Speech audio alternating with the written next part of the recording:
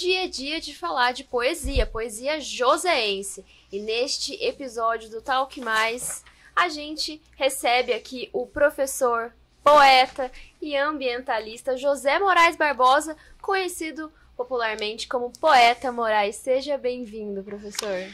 Eu agradeço o convite e espero poder compartilhar com vocês um pouco da minha experiência poética no decorrer aí desses 40 anos de panfletagem poética.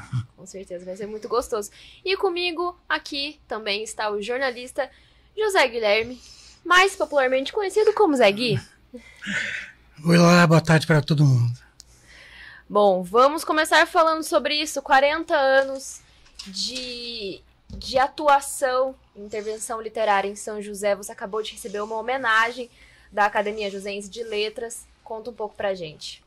Então, eu sempre gostei muito de poesia, né? Eu tive uma pessoa que me estimulou por demais, que era a minha saudosa mãe. Quando ela se apercebeu que eu tinha, vamos assim dizer, um encantamento pelo universo mágico da palavra, ela comprava os livros, ela lia para mim, e depois, né, na medida que eu fui me apropriando da escrita e da leitura, eu fui me encantando cada vez mais, né?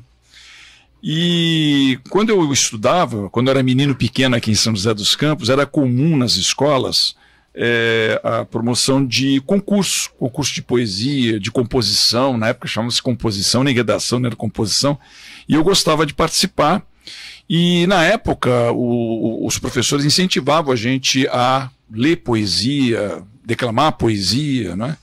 E eu fui cada vez mais me envolvendo por aquilo. E aí eu ingressei no ensino médio, né? Na época chamava-se colegial, e eu li um belíssimo livro do Carlos Drummond de Andrade, O Sentimento do Mundo, foi publicado em 1940, né? Ainda no transcorrer da Segunda Grande Guerra Mundial, um livro denso, forte, impactante. E eu tive contato também com a poesia concreta, né? Principalmente do Augusto de Campos. Explica pra gente um pouco o que é a poesia concreta. A poesia concreta foi um movimento que aconteceu ali na segunda metade dos anos 1950, no Brasil, né, coincidindo inclusive com o período do Juscelino Kubitschek, né, período do desenvolvimentismo, né, enfim, fundação de Brasília. E essa poesia é uma poesia interessante porque ela trabalha com o efeito sonoro, o efeito visual, o efeito gráfico e o efeito semântico. Não é? Então ela é uma poesia que, vamos assim dizer, ela foge daquele padrão, né, comum, né, do verso. Ela trabalha todos os sentidos. Justo, ela trabalha muito o espaço do papel, o movimento, não é? Hoje, inclusive, a publicidade se utiliza bastante da linguagem da poesia concreta, né? Então é uma poesia dinâmica, é uma poesia versátil, né? É uma poesia, portanto, que quebrava na época, né, com aquele verso tradicional, né, linear, até protocolar, por que não dizer, né? E quando ela foi lançada, ela não foi muito bem compreendida, foi muito criticada. Todos os movimentos, né? Sim, justamente, porque ela abalava justamente a forma de conceber a linguagem, porque a poesia é a expressão da linguagem, é o trabalhar a linguagem, e os poetas concretos trabalham muito a linguagem, não é? Então eu me envolvi com a poesia concreta, fiquei completamente encantado, né, porque até então eu não tinha dimensão de que aquilo fosse poesia, né? E quando eu tive contato com um livro do Augusto, Viva Vaia, que é um livro fantástico, o Zé deve conhecer, sim. Eu fiquei assim encantado com aquilo, eu fiquei assim deslumbrado com aquilo. E esse encantamento acabou atingindo os próprios poetas tradicionais. É justo. Então você vê o nosso poeta Cassiano Ricardo, sim, bebeu no concretismo, durante um tempo até atuou junto, depois houve uma rusga, conflito lá entre eles. E a música popular se apropriou bastante também, né? Sim, justamente, a publicidade depois, né, se apropriou da poesia concreta, né? Eu costumo, quando eu vejo o panfletário, né,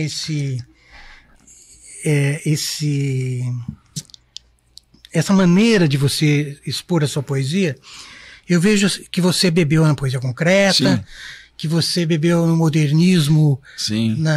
sei lá, nos poemas bem-humorados do Oswald de Andrade. Sim, sim, maravilhoso, né? E toda essa poesia da condensação, sim, você se apropriou de maneira até antropofágica, né, professor? Sim, justamente. E um outro poeta também que muito me influenciou, até por conta da influência da poesia concreta, foi o João Cabral de Melo Neto.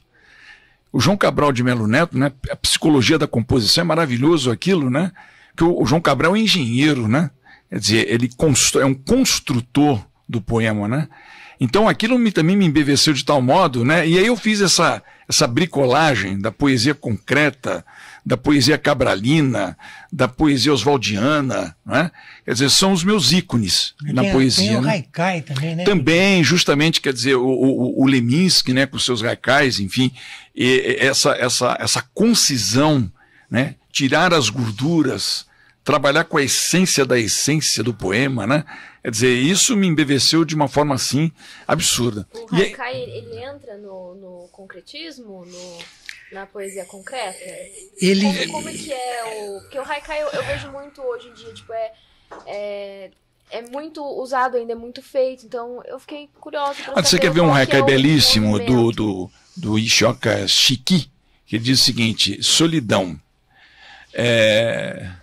Depois dos fogos de artifício, uma estrela cadente. Então, haikai. Olha que belíssimo isso. Solidão. Depois dos fogos de artifício, uma estrela cadente. O movimento tinha 3 poetas, né? Era o Augusto, que o Moraes falou, e o irmão dele, o Haroldo. E um terceiro, um professor de semiótica, Décio Pinhatari. E o que acontecia? Eles estudavam a poesia do haikai, né? Sim. O Haroldo de Campos tem um livro dedicado justamente, ele traduzia até. Sim, é verdade. Né? Ele fazia um exercício de tradução dos haikais. E é bem lembrado, né? Os haikais estão aí até hoje, né? Sim, sim. E qual que é a reação do seu público quando você entrega um folheto desse? Então, aí que está o encantamento, né? A partir de ainda respondendo e depois pegando um gancho da sua pergunta, a partir de 1981, que eu participava de um movimento ali na Praça Afonso Pena, chamado Canto da Cultura. Nós nos reunimos lá todos os sábados, né, das 10 horas da manhã até as 13 horas. Isso acontecia no período que vai de 1980 até 1983 aproximadamente. Então todos os sábados de manhã nós nos reuníamos ali para fazer leitura de poemas para o público. E aí nós fomos agregando inclusive músicos, canto coral. Era um local de encontro, né? E era muito interessante. E aí eu tive contato com vários poetas bem mais velhos do que eu, né? Naquela época eu tinha meus 19 anos, e aí eu passei a ter contato com Hélio Pinto Ferreira, com Zé Omar de Carvalho, com Dailor Varela, Adirce Araújo, né? Entre outros grandes poetas aqui de São José dos Campos. E aí eu fiquei pensando assim, bom, como fazer com que a poesia se aproximasse do público? Porque não é comum as pessoas terem o hábito de comprar livro de poesias. São poucas as pessoas que compram livros de poesias, né? E aí eu fiquei pensando, né? Como é que eu posso, né, fazer a poesia se aproximar do público?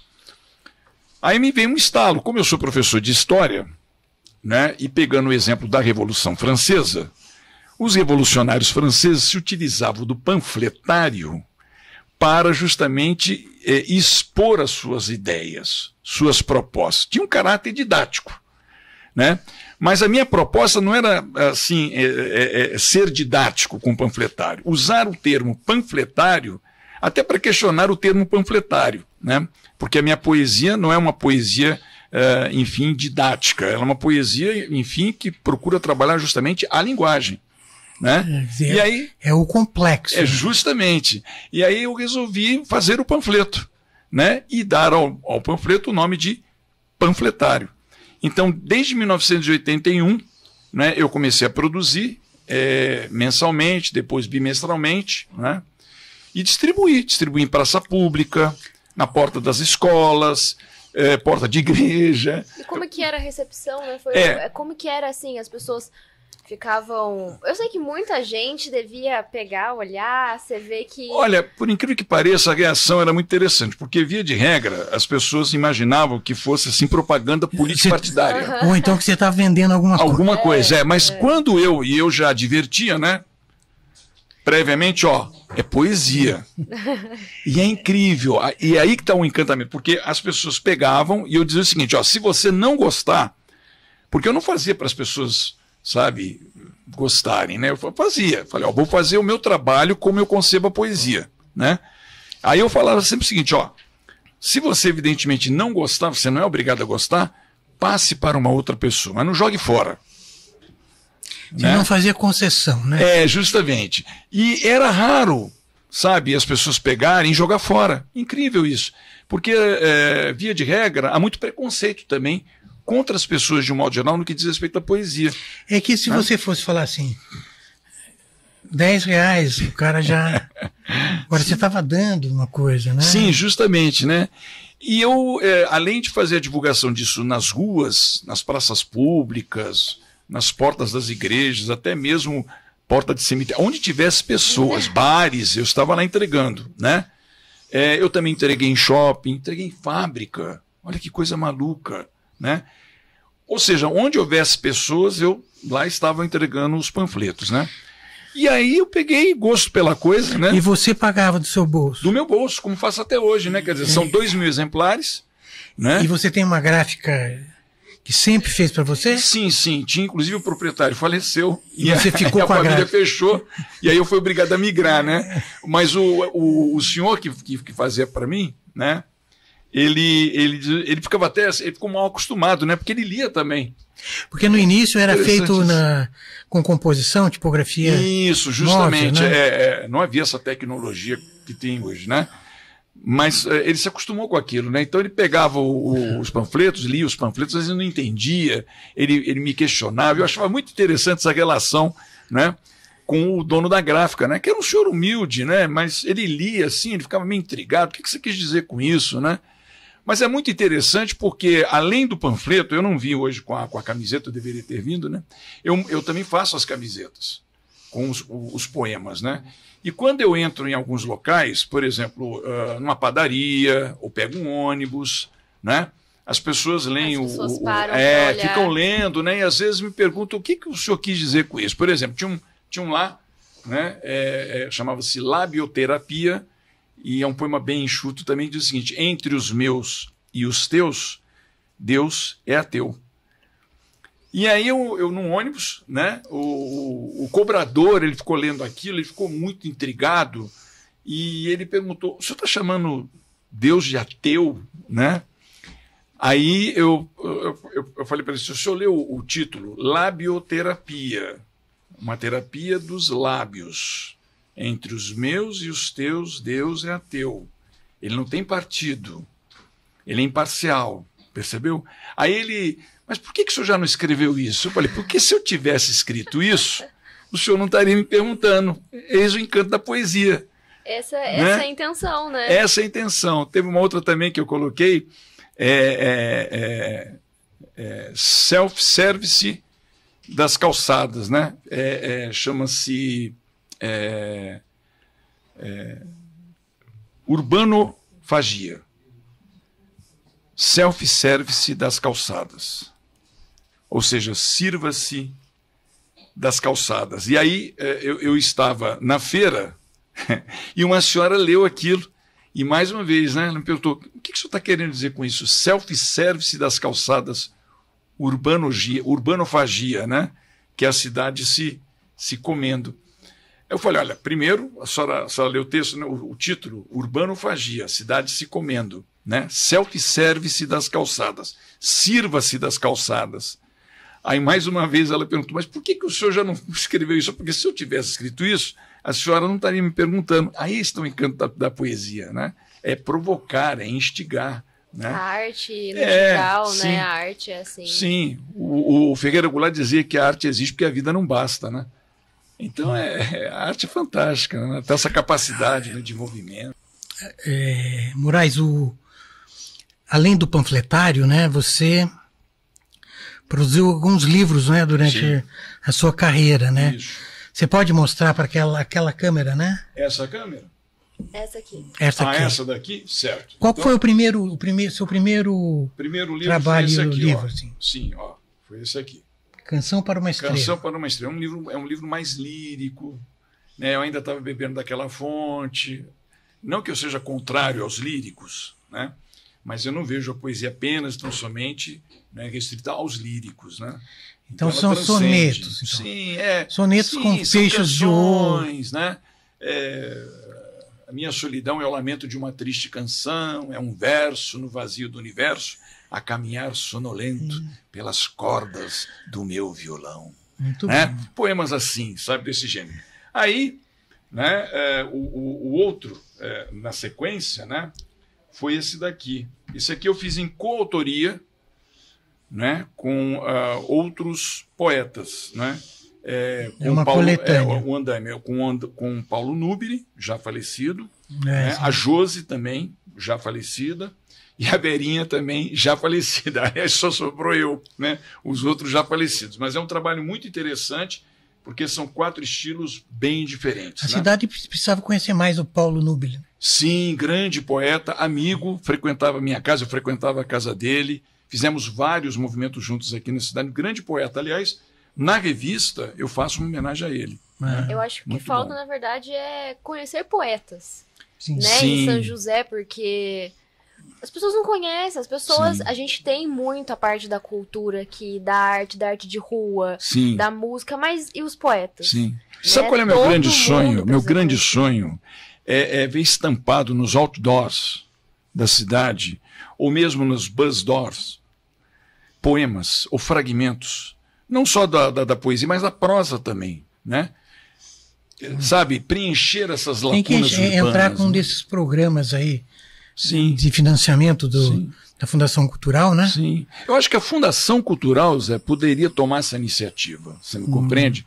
Porque eu acho que A gente falta precisa pra dar cidade dica isso, para né? eles, né? Às vezes Eu eles... acho que falta, eu acho que isso, né? Eu vou ver se agora eu vou procurar o Washington, ou o Tom, como é conhecido, para ver se nós conseguimos publicar mais uma revista Poeticidade.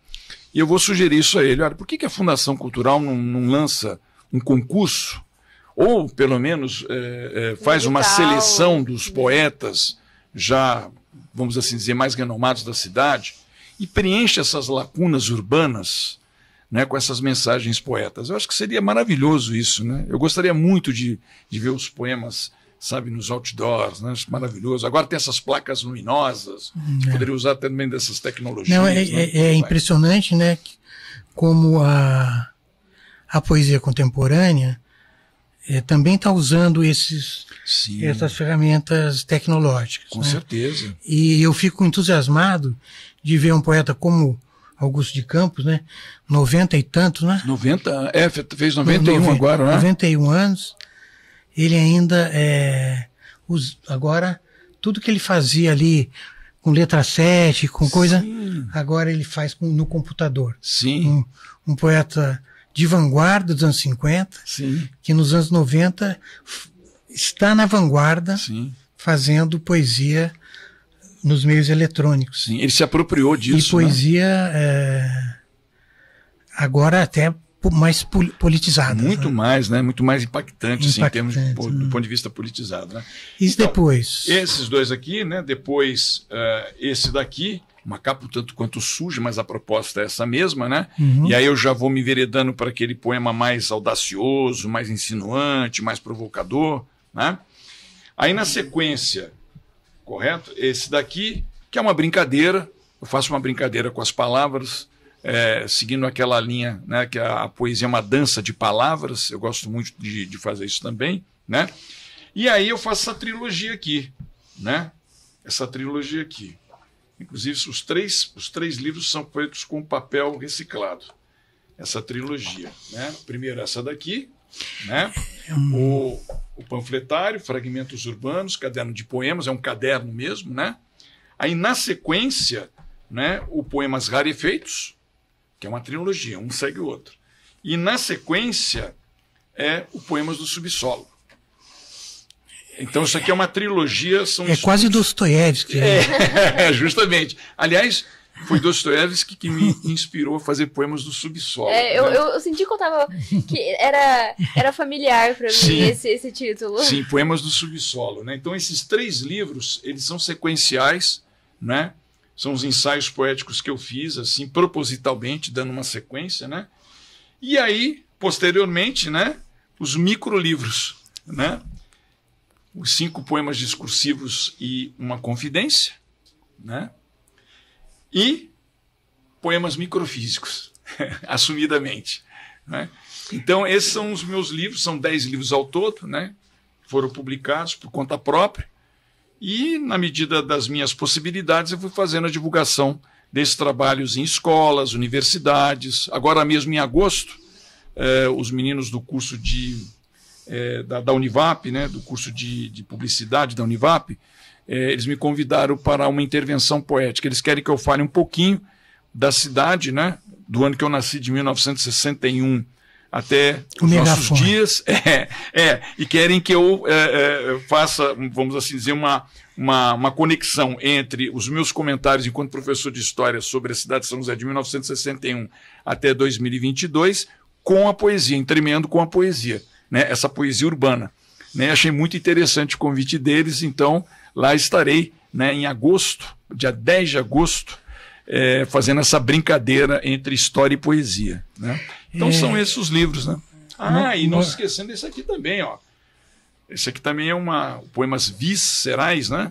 Também é um poema, é um livro no qual eu trabalho com poemas assim bastante versáteis, turbulentos. Né? Eu estava lendo, não sei aonde, numa das suas postagens, tal, você falando de poesia como resistência democrática. Sim. Né? Quer dizer, ela não é panfletária, mas ela tem esse papel de resistência num momento complicado da vida política brasileira, né? Com certeza. O que você quer dizer com isso? Eu quero dizer o seguinte, Zé, que como para mim, né, a poesia é a expressão da linguagem, e a linguagem ela pode ter tanto um caráter libertador como um caráter encarcerador. A linguagem é uma ferramenta. Sim. Não é? Inclusive, tem um poeta belga, o Jean Baetens, que ele diz o seguinte, né? A linguagem nos pensa. Por isso devemos resistir à sua influência insidiosa, para que nos livremos da presença esmagadora da mesmice e da repetição. Acho perfeito isso, que a linguagem nos pensa, né? Nós já estamos viciados nela. Então eu creio que o papel do poeta é desconstruir esse vício que aprisiona. E aí entra a política, né? Porque a política é o exercício do poder, e linguagem é uma ferramenta utilizada no exercício do poder. Então o poeta, né, ele, evidentemente, como diria o Décio Attari, o poeta é o designer da linguagem.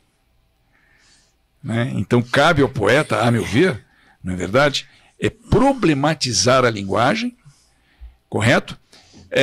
Ressignificar a linguagem e, consequentemente, provocar a reflexão sobre o seu uso. Então eu creio que essa é a minha intenção com o panfleto. A arte em si, ela tem que ser provocativa. Ela querendo ou não, assim, a arte é política, a arte, ela é sobre a gente, é sobre o que a gente vive, sabe? Sim. Então é impossível não falar sobre esses temas e não trazer a essência da modernidade, né? Da contemporaneidade, porque é a arte, toda a arte é assim. Sim, ela traz consigo, né, essa necessidade de ponderar, de problematizar a si própria. né? Porque também ela é instrumentalizada. E isso é política. Pode não ser política partidária, mas é política. Política como exercício do poder. Me compreende? Tanto que a gente vê aí vê aí memes na internet dizendo que o que os ditadores não gostam é de poesia, né? Justamente, né? Porque ela incomoda, né? Ela incomoda. Eu queria só saber uma outra coisa. A gente vê toda essa... Quer dizer, o poeta Moraes, durante todos esses anos, foi acumulando todas essas tendências, essas formulações. Antes eram movimentos, agora a gente não tem mais os movimentos, sim, né? E é muitas vezes um exercício solitário, sim, né? Então, pode parecer um paradoxo, mas eu vou perguntar se existe espaço para poesia. Ah, sim. Olha, você fez uma pergunta muito oportuna. Eu tenho para mim, sabe, Zé, que nós vivemos em tempos pós-modernos, né? Para alguns pós-modernos e para outros hipermodernos, né? E essa pós-modernidade, ela fratura, né? Ela é constitui de uma sociedade fragmentada, né? A nossa sociedade é muito fragmentada, né? E é uma sociedade onde se mistura o fim com o meio com o fim, e por aí vai, né? Então, é uma sociedade na qual a desreferencialização é muito comum, sabe? Na nossa sociedade pós-moderna ou hipermoderna, né? Então, eu creio que a poesia contemporânea, ela bebe dessa fonte, sabe? A poesia sempre, evidentemente, foi testemunha ocular dos fatos, e ela sempre foi presente, ela nunca foi omissa, né? Porque ela conforme eu disse, ela é a expressão da linguagem, então ela convive com isso, ela provoca isso, né? Ela se entranha nisso e ela é epifânica, ela é reveladora, né? Então eu acho isso muito interessante, né? Por exemplo, vou citar um exemplo aqui, um poema que tem o seguinte título: Cyberpoema. Twitter, blog, Facebook, YouTube, WhatsApp, Instagram, Snapchat. Quanto mais Second Lives, New Play, online, eu, Caps Lock.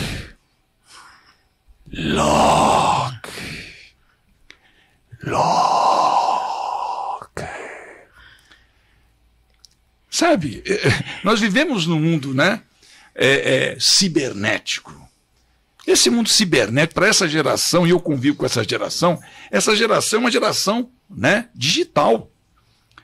Essa linguagem digital é uma linguagem fantástica, né? Então você faz, né, essa provocação, né? Você é um poeta também performático, né? Sim, é importante isso, né? Qual o peso disso? Porque você faz uma festa, né? Festa, literalmente. Poesia, né? Sim, sim, é algo lúdico, né? Eu considero uma grande brincadeira, porque as pessoas concebem o poeta como uma pessoa muito séria, a poesia como sendo algo muito protocolar, muito formal. Não!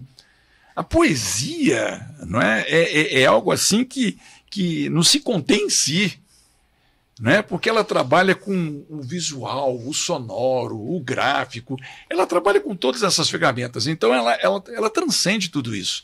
Então eu acho muito interessante, porque quando eu faço uma demonstração, né, dessa brincadeira, dessa coisa lúdica, eu procuro justamente quebrar com essa ideia, né? Os sãos, ou tão sãos, não são os sãos. Os sãos são tão sãos como os não sãos dos sons.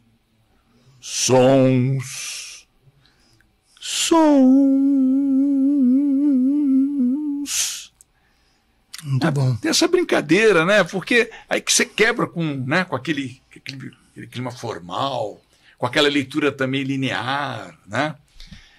Com aquela sintaxe comportada, né? Então a proposta é justamente, né, bagunçar o coreto. Essa é a ideia. Moraes, para a gente encerrar, eu preparei uma pergunta aqui que eu quero muito saber. Há 40 anos atrás, o que a sua versão mais nova acharia de toda a sua caminhada até aqui onde você chegou hoje, depois de tanto tempo em São José, trabalhando pela cultura, trabalhando pela literatura? É uma pergunta bastante insinuante a sua pergunta. Olha, eu tenho para mim o seguinte, que a minha trajetória em São José dos Campos se deveu muito, né, a esse meu estado de inquietação. Eu sou uma pessoa inquieta. Eu não sou uma pessoa indignada, eu sou uma pessoa inconformada. Com muita coisa que eu observo. Então eu creio que a leitura seria a melhor possível, porque numa efervescência como essa, né, eu estou aqui observando, né, a tese e a antítese. Eu não sei qual vai ser a síntese disso, né? Eu tô, gente, num estúdio onde é possível observar aqui, não é, a concretude de São José dos Campos, certo? E ao mesmo tempo estou me deparando aqui à frente com o terreno das vaquinhas. Acho que todo mundo conhece aqui no Aquários, né? Então isso me deixa profundamente inconformado, né? Quer dizer, o concreto e o bucólico.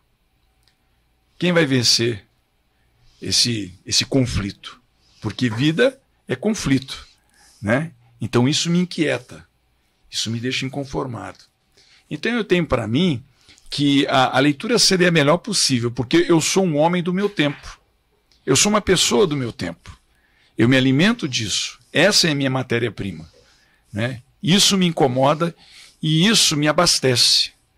Então, a minha poesia, eu costumo dizer que é uma lente de aumento, ou pelo menos tenho essa pretensão, né, de ser uma lente de aumento com relação a esses espaços dialéticos, a esses conflitos, a esses embates. Então a minha poesia ela permeia justamente, né, essas refregas, né, essas diatribes cotidianas. Então eu tenho a impressão que a leitura seria a melhor possível, né, porque a proposta é justamente, né, fazer com que as pessoas se sintam mais humanas e que elas se reconheçam no outro, que é tão humano como cada um, evidentemente, que circula por esse espaço. Então eu creio que essa seria a leitura, né, da minha, vamos assim dizer, da minha trajetória nesse contexto poético. Do seu caminho, sim, né, do seu justamente. Caminho literário. Sim. Moraes, muito obrigada por estar aqui hoje, por aceitar nosso convite para esse bate-papo tão gostoso. A gente falou sobre tanta coisa, a gente falou sobre São José, me ensinou muita coisa também sobre os movimentos poéticos, você e o Zé Gui. Agradeço, Zé Gui, pela sua presença aqui comigo de novo. Obrigado. Foi muito Até bom. a próxima. Eu gostaria de concluir com um poema. Por favor. Pode ser? Claro. Então vamos lá. Emergente vira detergente. Gente vira indigente. Neossobreviventes são indiferentes. E o cotidiano, legítima expressão do paradoxo humano, brota por párias lentes a marginal poesia dos impotentes. Salve, salve a poesia. Salve, poeta. Salve. Eu que agradeço. Salve. SP Rio Mais, conteúdo de verdade.